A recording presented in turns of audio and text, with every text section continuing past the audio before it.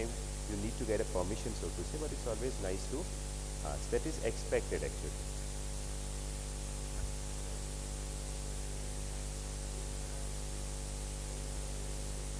No, I'm talking about one movie which is, sorry, it is Rockstar.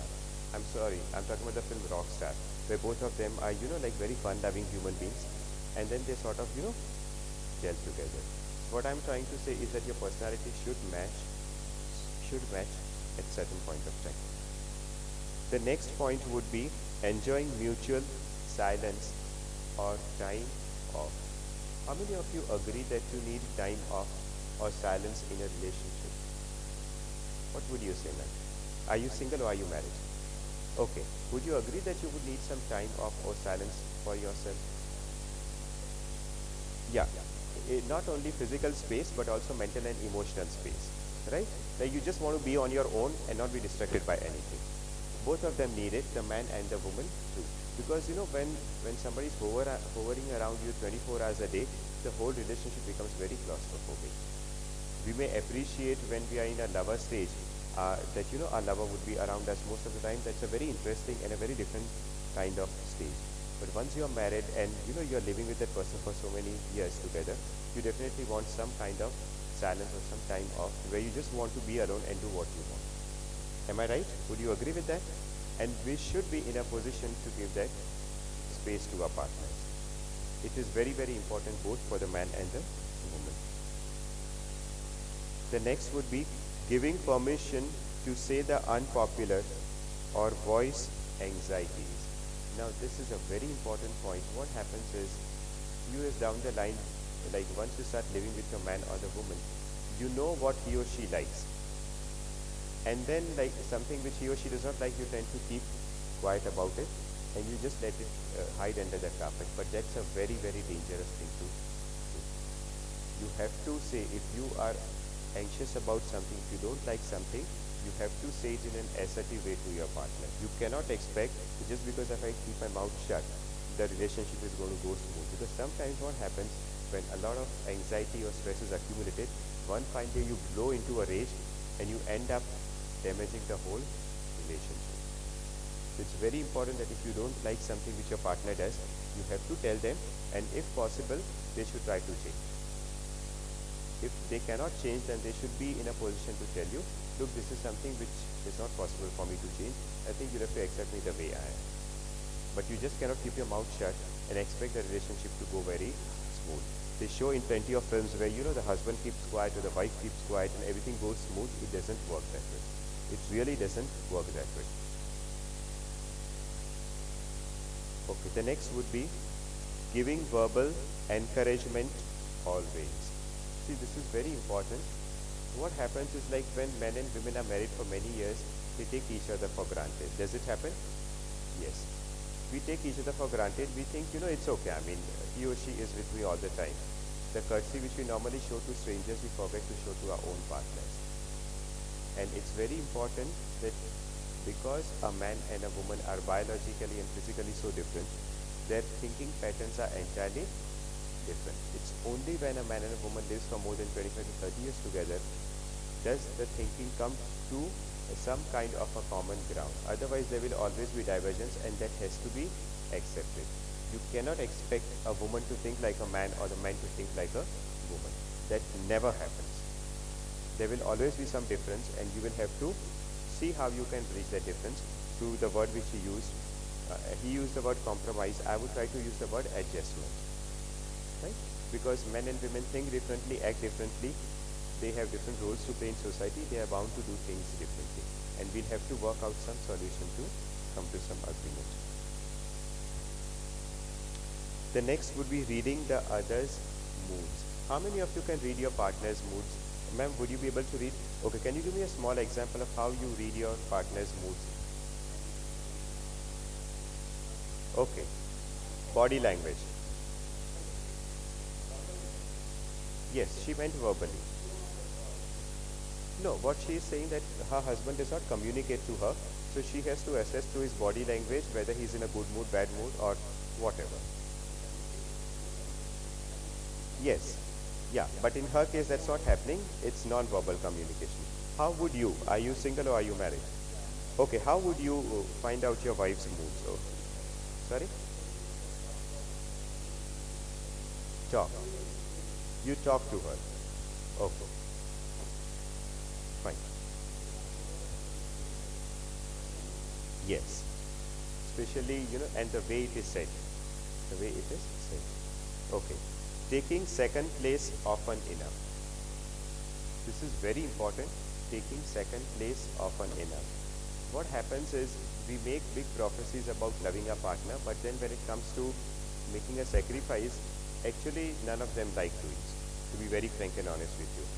First of all, it's difficult to make a sacrifice. Let me make it very clear whether you are a man or a woman. The whole idea sounds very nice philosophically, but actually when it comes to making a sacrifice, we as human beings, we actually find it difficult to make. Would you agree with that? But we have to still do it because we want to continue with the relationship. So what we are trying to say is that taking second place often enough. I have a friend who is married, and what he does, he's followed a very simple rule, is that whenever he has to do something, he always gives priority to his wife, and whenever the wife has to do something, she gives priority to the husband. So none of them are taking care about themselves, the other partner is actually taking care of them. That is a very simple way they have devised, and so far so good, they are managing it fine. Rather than making their own decisions, it's always left to the partner to take a decision, and most of the time, they agree on each other. The next one would be being given first place often enough. See, this is also something very important. Being given the first place often enough. There are certain husbands and wives who are so arrogant and they are so selfish that every time they want to their own way, all the time and in any situation. They may use tantrums like temper tantrums, or they may avoid. They may sulk and cry, or they may get angry, or they may stop communicating with their partner to get their way in any particular situation. But that is a very unhealthy and a childish way to live in a relationship. Right? So you have to show the kind of courtesy which you expect from your partner to be showing to your partner. Would you agree with that? Okay. So far so good. Any questions, anyone? Okay. After we are through, I'm open to questions. If you have any, you could ask me. Learning each other's skills, work or domestic, so each is the other's back. In the sense, like suppose, let's say a man and a woman. The woman is working in a call center, and the husband is working, let's say, as a manager in some company. It's very important for the husband to know what the wife is doing, the kind of skills which she requires, and also for the wife to know at least the kind of skills which the husband requires. I know the husband cannot go and work like a call center executive, neither can the woman go and work like a manager. But then, if they are aware of the skills required, sometimes they can be of help to each other. Maybe filing out something, sorting out something, maybe, like using a program which the other person gives the data and you just need to fill it up. So these basic things they can do to make each other's life slightly better.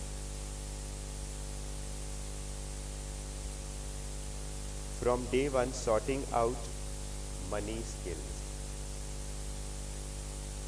It's very, very important whether the man alone is earning, the woman alone is working, or both of them are earning. It's very important. We never talk about money, but yet in this time and age, it's the money which is one amongst the biggest causes of divorce. Okay?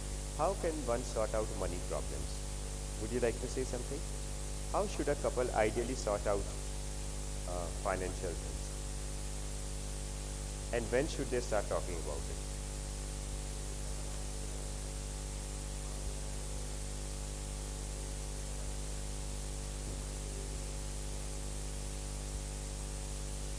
Okay, and when should they begin talking about it?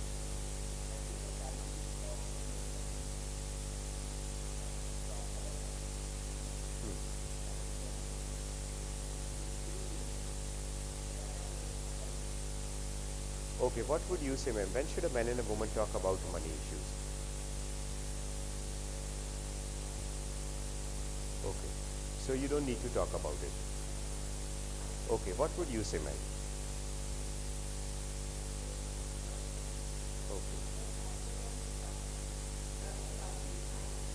Okay. Okay. See, none of the answers are entirely wrong, but let me tell you something. The kind of couples whom I counsel today, it's a very different lot from the kind of lifestyle which we have led, say, 5 years or 10 years ago. Today, what happens, like when I see a male executive or female executive, both of them whose salary runs into few lakhs per month, it's, they have to really sort out who's going to put the money where. And it's very important that even before you get married, you have a very frank discussion about where your money goes, also your own spending habits. Yes, sometimes one is a spendthrift and the other is a real, the way they, like they spend money like water. From the very first day, it creates problems in the relationship. You may not like to talk about it because money is not a very romantic subject to talk about. But then, the way things are going in this time and age, it's very important that even before you tie the knot, you have a very frank discussion about where your money is going to go, who's going to spend for what, who's going to save what, and other things. If you really want to be happy. Yes, yes, yes. It does. It does create problems. Only in cases where there is a very matured understanding between the couple will problems not arise. Otherwise, they are bound to happen. Even if they themselves don't feel it, somebody else will make you feel about it. That the woman is earning more and you're earning less, and this is not the way it should be. Right? So you have to really be very, very level-headed to control these kind of inputs into your mind. Making criticism constructive. See, this is something. What happens is, I just like to draw a small picture.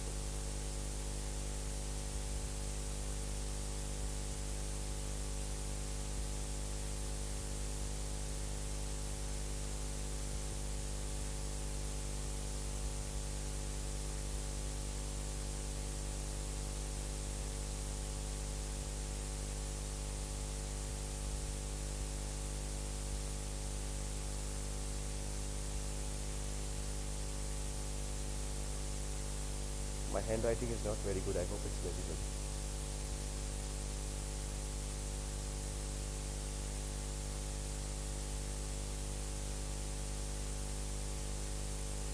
See, when we say making criticism constructive, we often tend to just blame the person. You never do something for me.